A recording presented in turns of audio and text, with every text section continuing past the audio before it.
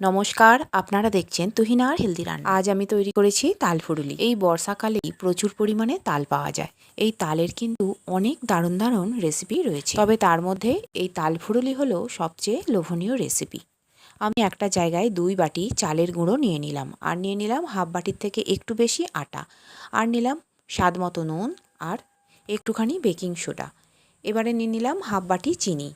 এবারে সমস্ত কিছুকে আমি ভালো করে একটা চামচ দিয়ে মিশিয়ে নিলাম। শুকনো উপকরণগুলোকে আগে মিশিয়ে নেবার পর আমি তারপরে পাকা তাল দিয়ে মাখিয়ে নেব। আমি আগে থেকেই একটা তালকে চেঁচে একটা বাটিতে রেখে দিয়েছি আর জাল দিয়ে বেশ ঘন করে নিয়েছি। এবার এই তালের শাঁসটা চালের গুঁড়ির মধ্যে দিয়ে দেব, আর তারপর আমি ভালো করে মেখে নেব। আমি এই মাখার সময় এক ফোঁটাও জল দেব না, এই তাল দিয়েই এইগুলো মাখা হয়ে যাবে। এখন তালটা দিয়ে আমি এই চালের গুঁড়িটা মেখে নিয়েছি। এরপর আমি দিয়ে দিলাম কিছুটা পরিমাণ মৌরি, আর আবারও আমি মৌরিগুলোকে ভালো করে মেখে নিই। এই মৌরির গন্ধটা বেশ ভালো লাগে। ফুলুরির সঙ্গে মৌরির দানা মুখে পড়লে খেতে কিন্তু বেশ ভালো লাগে। এখন আমার মোটামুটি মাখা হয়ে গেছে। এবারে আমি এটাকে কিছুক্ষণের জন্য চাপা দিয়ে রাখবো। মোটামুটি 15 মিনিট পর আমি ফুলুরিগুলো তৈরি করব। আমি আগে থেকেই গ্যাসে কড়া বসিয়ে দিয়েছি, আর কড়াতে আমি তেল দিয়ে দিয়েছি। তেলটা গরম হলে খুন্তি দিয়ে ভালো করে কড়াতে ছড়িয়ে দেব। এখন আমার তেলটা গরম হয়ে গেছে। এবারে আমি ফুলুরিগুলো দিয়ে দেব। তালের মাখাটা নিয়ে একটু একটু করে ফুলুরির আকারে আমি তেলের মধ্যে ছেড়ে দেব। এই সময় গ্যাসের ফ্লেমটাকে আমি মিডিয়ামে রেখেছি, কারণ গ্যাসের ফ্লেম হাই রাখলে ফুলুরিগুলোর এক পিঠ বেশি ভাজা হয়ে যাবে আর ফুলুরিগুলো কম বেশি ভাজা হবে। মোটামুটি যতটা তেল দেওয়া আছে ঠিক ততটাই আমি ডুব ডুব করে ফুলুরিগুলো দিয়ে দেব।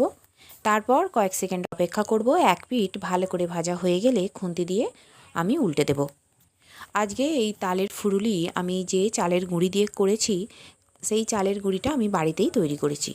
আমি রাত ভোর সাধারণ যে ভাতের চাল, সেই চাল আমি ভিজিয়ে রেখেছিলাম। তারপর সকালে সেই চালটাকে আমি একটা শুকনো কাপড়ের ওপর মেলে দিয়েছিলাম। একটু শুকনো শুকনো হওয়ার পর সেই চালগুলো আমি মিক্সিতে গুঁড়ো করে নিয়েছিলাম, আর তারপর সেইগুলোকে চেলে নিয়েছি। এই চালের গুঁড়ি দিয়েই তালের ফুলুরি করলে কিন্তু বেশি ভালো লাগে খেতে। আর এই ফুলুরিগুলোর ভিতরটা ভীষণই নরম, আর বাইরেটা হয় দারুণ কড়মড়ে। আর এই ধরনের তাল ফুলুরি কিন্তু খেতে বেশি ভালো লাগে। আমার প্রথম ব্যাচের ফুলুরিগুলো ভাজা হয়ে গেছে। এবারে আমি সেকেন্ড ব্যাচের ফুলুরিগুলো দিয়ে দিলাম। এইগুলোকেও আমি একইভাবে তেলের মধ্যে ছেড়ে দিয়েছি। আর এবার এক পিঠ হয়ে গেলে একটা খুন্তি দিয়ে ধীরে ধীরে উল্টে দেব।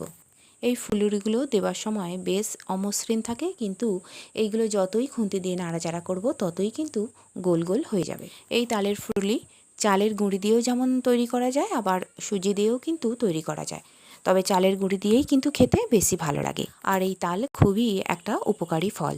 তাই বন্ধুরা, এই বর্ষাকালে এই তালের নানা রকম রেসিপি বানিয়ে বাড়িতে খান। এতে শরীরও ভালো থাকবে, আবার মনও খুশি থাকবে। আর বন্ধুরা, আমার রান্না যদি ভালো লেগে থাকে, আর যদি নতুন নতুন ঘরোয়া অথচ সুস্বাদু রান্নার রেসিপি পেতে চান, তাহলে আমার চ্যানেলটিকে সাবস্ক্রাইব করুন আর পাশে থাকা ঘন্টাটি বাজিয়ে দিন। আর লাইক, শেয়ার, কমেন্ট করতে কিন্তু একদম ভুলবেন না। তৈরি হয়ে গেল আমার দুর্দান্ত স্বাদের তালের ফুরুলি। আর আমার রান্নাটি দেখার জন্য সকল বন্ধুদের জানাই ধন্যবাদ। ভালো থাকবেন।